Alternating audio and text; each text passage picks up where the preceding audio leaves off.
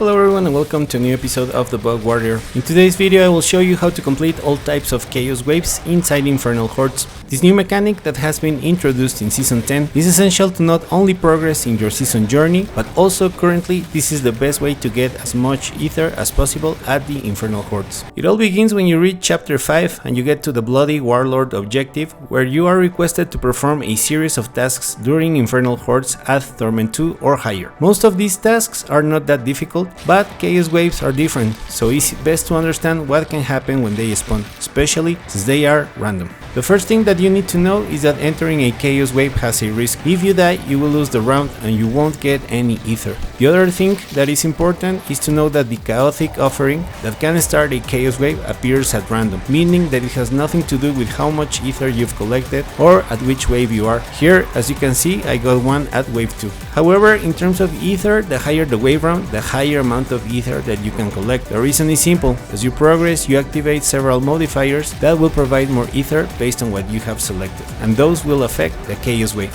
But still, here as you can see, despite being wave 2, I got a decent 210 Aether. Anyhow, now that we know how Chaos Waves work, let's look at all the different types of Chaos Waves. The first type of Chaos Wave, and the one I find to be the most common, will spawn Chaos Rifts, Aether Fiends, and normal demons. Your objective is to slay the Aether Fiends, since they are the only ones that will provide Aether. Here you can take advantage of the powers or buffs that you steal from the Chaos Bringers to make this wave easier. Also, the Aether Fiends are highlighted in the minimap, so from all the available Chaos Waves, I think this one is the easiest. The second type of Chaos Wave will spawn Chaos Rifts with Chaos Bringers, but also Hellwyrms. Hellwyrms are these types of worms with huge mouths that we find at Helltides, where demons spawn from. However, in this version there will be no demons spawning, only the worms. They appear for a short time, so your goal is to locate them and slay them as fast as possible.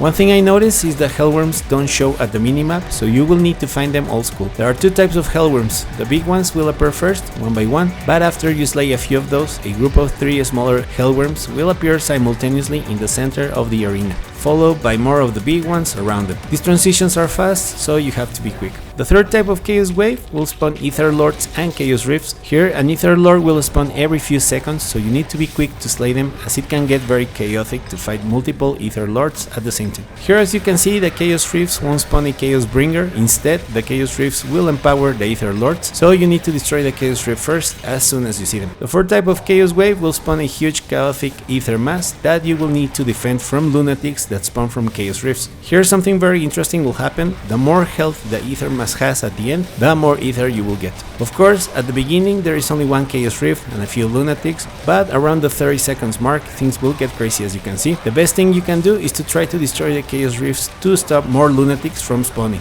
It sounds easy, but it's not, as this wasn't enough chaos already. When you hit about 10 seconds left in the wave, the lunatics will be joined by elites. I love this Chaos Wave personally. The fifth type of Chaos Wave, and the one I find the most difficult, is the one where you need to capture spirits. Here, white orbs will appear that you need to trap. The problem I find is that they are small and there is no visual indicator of them in the minimap, meaning that you will need to find them. Also, the spirits move fast, so you need to have a lot of movement speed. To make things worse, Chaos Rifts will appear and a huge portal in the middle of the arena will begin to spawn, from which the Echo of Bartok will emerge. Once the Echo appears, he will cast fire waves that will begin moving across the arena in different directions. They deal a lot of poison damage, so you have to be careful. As if this wasn't enough, the Burning Butcher will also spawn in this wave. There is one last type of wave apparently that spawns Aether Goblins. I haven't been lucky to get this one, but if any of you can confirm that it exists, please share with us how it works. So there you have it, these are all the types of Chaos Waves. I love this new mechanic, they make Infernal Hordes more challenging and fun. Please let me know your thoughts in the comments. We reached the end of the video, thank you very much for watching. If you made it this far and found the video interesting or useful, please consider to share, like, comment or subscribe,